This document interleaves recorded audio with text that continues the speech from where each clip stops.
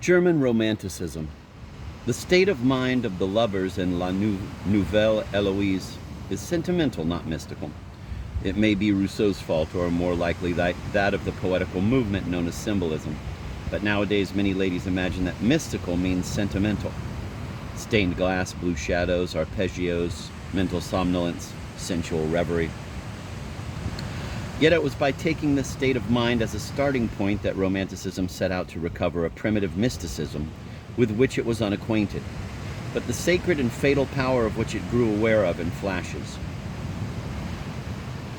I have traced the gradual degradation of the myth as it passed from Thomas's Tristan via Petrarch and L'Astre down to French classical tragedy. Little by little it was made humane and broken up into components less and less mysterious. Finally, Racine felled it,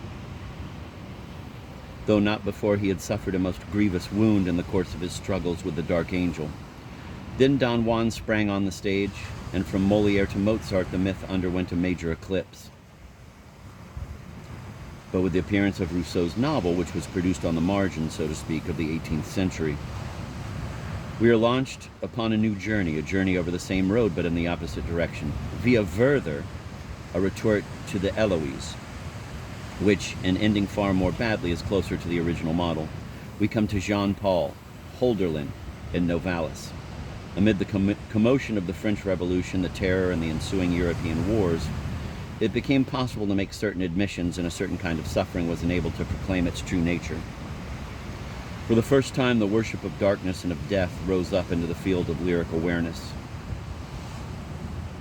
Hardly had Napoleon been overcome than Europe was invaded by a more insidious tyranny, which lasted till the day Wagner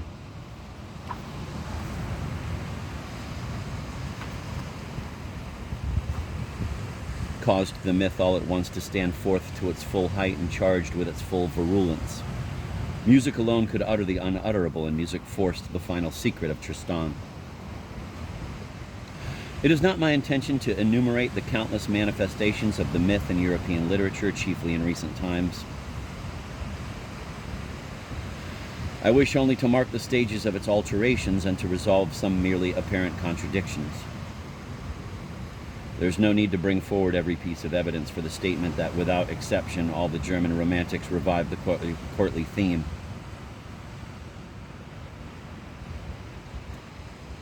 The theme of unhappy mutual love.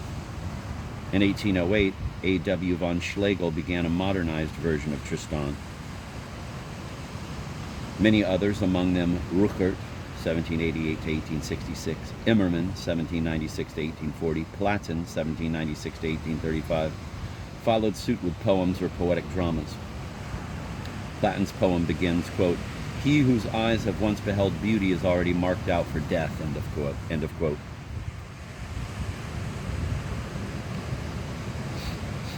Even if the quotation of a few selected passages, which I shall leave to speak for themselves, looks like special pleading, because agreeing so perfectly with my account of the myth, these passages will prove more eloquent than any commentary.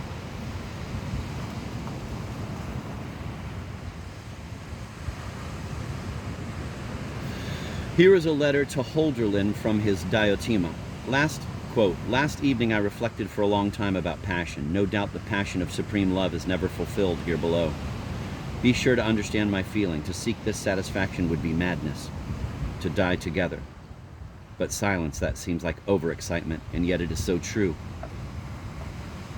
Such is the only fulfillment, but we have sacred duties in this lower world. We are left with nothing but the most perfect confidence in one another and faith in that all-powerful divinity of love which, though invisible, will go on guiding us forever and will forever strengthen our union.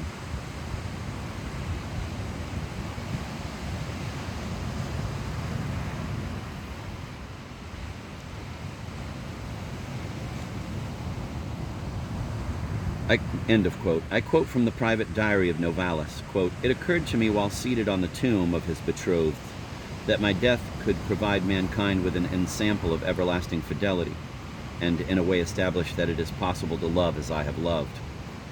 When pain is being shunned, that is a sign that one no longer wants to love.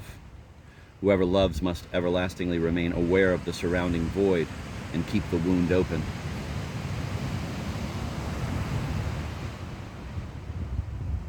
May God grant that I shall preserve this pain which is exquisitely dear to me. Our vows were not exchanged for this world. End of quote.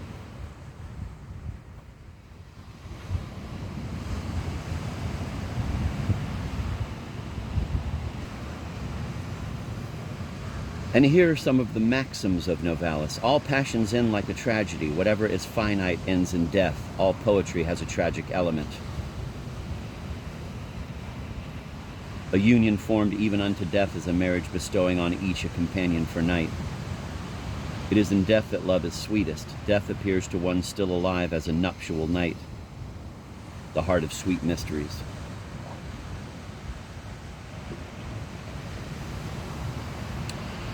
The intoxication of the senses may be related to love as sleep is to life.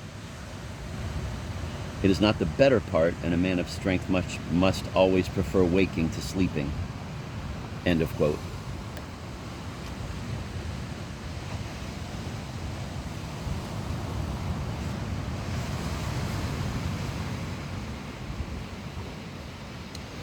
The following two passages strike a truly Manichaean note. Sorry, I'm struggling with the pronunciation of that. I heard somebody pronounce it the other day, and it was something like that. Manichaean or something, where I've always been saying Manichaean for like the past 30 years. The following two passages strike a truly Manichaean note. Quote, we must keep God and nature apart. God has nothing to do with nature. He is its goal, the substance in which it must eventually be harmonized. We are spirits that have come out of God. We are divine seed. One day we shall become even as our Father himself. The painter Otto Runge had a Manichaean view of the world also. In a vast undertaking which he projected, quote, the four seasons, end of quote, he intended to depict the four seasons of the spirit: morning, infinite illumination of the universe; day, infinite form of the created; evening, infinite negation of existence at the beginning of the universe; night, infinite depths of the knowledge of God, the absolute existence.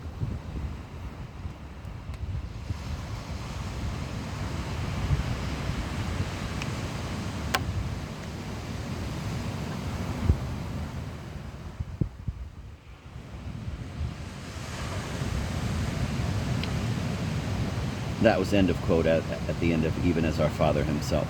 Let me repeat that. We are spirits that have come out of God. We are divine seed. One day we shall become even as our Father himself. End of quote. Hemnen and Die Nacht renew the theme of the dawn poems of the troubadours. Dark Eros beseeches that morning shall not be born again. Quote, may thy spiritual fire devour my body. May I be closely united with thee in an ethereal embrace, and then may our nuptial night endure forever and ever. End of quote.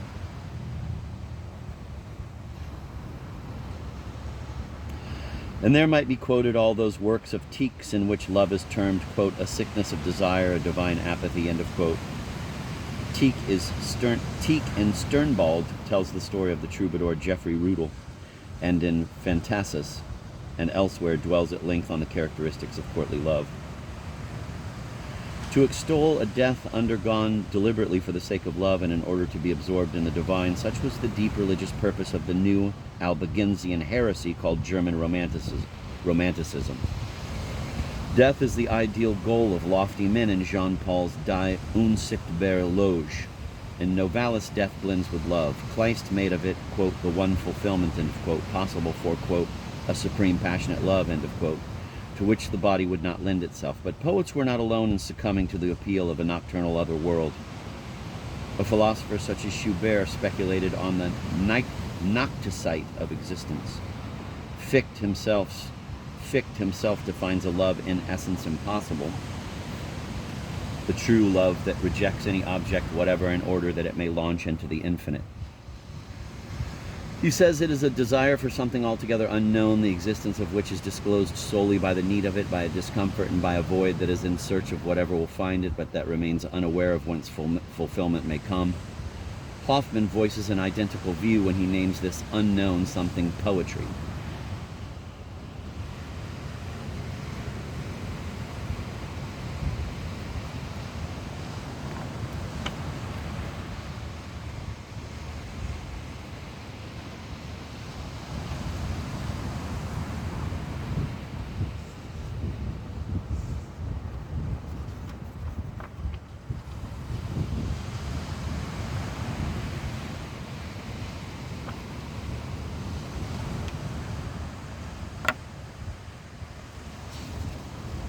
going to reread that because it was too good. Fichte himself defines a love in essence impossible, the true love that rejects any object whatever in order that it may launch into the infinite. He says it is, quote, a desire for something altogether unknown, the existence of which is disclosed solely by the need of it, by a discomfort, and by a void that is in search of whatever will fill it, but that remains unaware of whence fulfillment may come, end of quote. Hoffman voices an identical view when he names this unknown something, quote, poetry.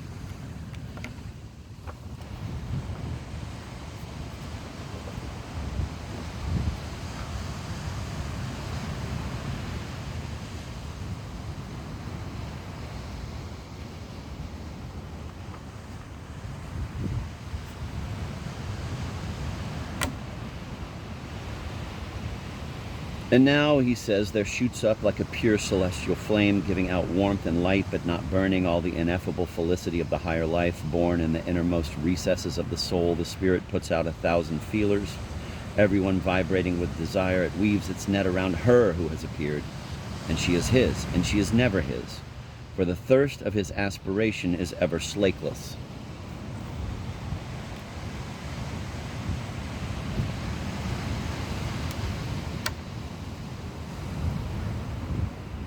In German Romanticism, the Western mind set out again on the venture previously undertaken by the Unitive mystics.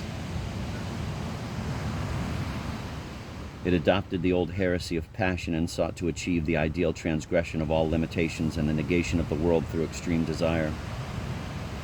On every side, the scattered components of the myth reappeared and came together ready for Wagner, who, in fashioning them into a final synthesis, was the one and only poet who dared exhibit the myth for what it is. We should not be surprised to find that the first poem inspired by recollection of the Cathars and Catharist mysticism is the work of a most thoroughgoing romantic, Lenau's epic Die Albigenser. The following lines from this poem form a kind of profession of faith of that, quote, new religion, end of quote, dreamed of by Novalis and his friends.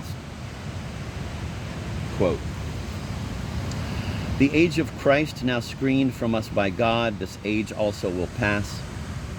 The new alliance will be broken. And then our God we shall behold as spirit. There shall be celebrated the alliance everlasting. Spirit is God. That almighty cry will go resounding like joyful thunder through the springtime night.